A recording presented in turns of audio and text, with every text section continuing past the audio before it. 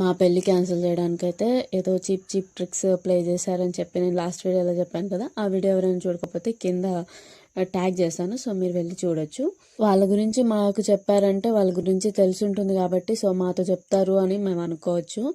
కానీ మా గురించి కూడా వెళ్ళి వాళ్ళతో, అంటే మా ఆయన వాళ్ళతో మా ఫ్యామిలీ గురించి అయితే బ్యాడ్గా చెప్పడం అయితే స్టార్ట్ చేశారంట. నా చిన్నప్పుడే మా డాడీ చనిపోయారు. నేను 5 years బేబీగా ఉన్నప్పుడు, నా తమ్ముడు ఒక 9-10 months బేబీగా ఉన్నప్పుడు మా నాన్న అయితే చనిపోయారనమాట.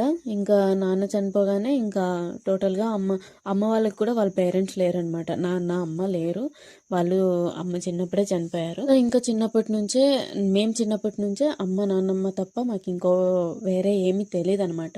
చాలా కష్టాలు పడ్డారో, వాళ్ళు బాధలు పడ్డారో, వాళ్ళు తినకుండా మాకు పెట్టి వాళ్ళు నిద్రపోయిన కాలాలు ఉన్నాయి.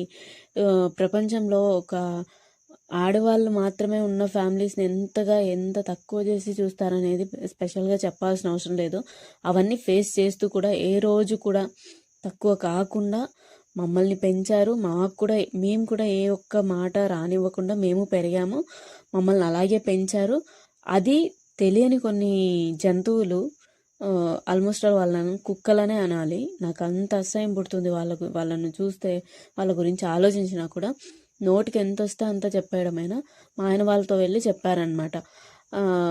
ఆడవాళ్ళు అంటే ఆడవాళ్ళ దగ్గర పెరిగిన అమ్మాయికి బంధాలు విలువ ఏం తెలుస్తుంది, వాళ్ళ క్యారెక్టరే మంచిది కాదు, వాళ్ళ అమ్మ అట్లాంటిది, వాళ్ళ నానమ్మ అట్లాంటిది, ఇలాంటి వాళ్ళ ఫ్యామిలీ నుంచి నువ్వు ఇంకొక అమ్మాయిని పెళ్లి చేసుకుని ఇంటికి తీసుకొస్తావు, మన మర్యాద ఏమవుతుంది, అమ్మాయి కూడా ఇక్కడికి వచ్చాక వాళ్ళలాగే తయారవుతుంది, సో అట్లాంటప్పుడు వద్దు, ఇలాంటి అమ్మాయిల్ని మనం పెళ్లి చేసుకోవడం వద్దు. ఆడవాళ్ళు పెంచినంత మాత్రాన ఆ అమ్మాయిలా పెరగకుండా అబ్బాయిలా ఏమైనా పెరుగుతుందా, లేకపోతే వాళ్ళ బుద్ధులు సరిగ్గా ఉండవా? ఇప్పుడు అమ్మ నాన్న ఉండి కూడాను తప్పుదావులు పట్టి తప్పుడు ఆలోచనలు చేసి తప్పు ఆటలు ఆడుతున్న వాళ్ళు ఎంతమంది లేరు? అబ్బాయిలు లేరా, అమ్మాయిలు లేరా?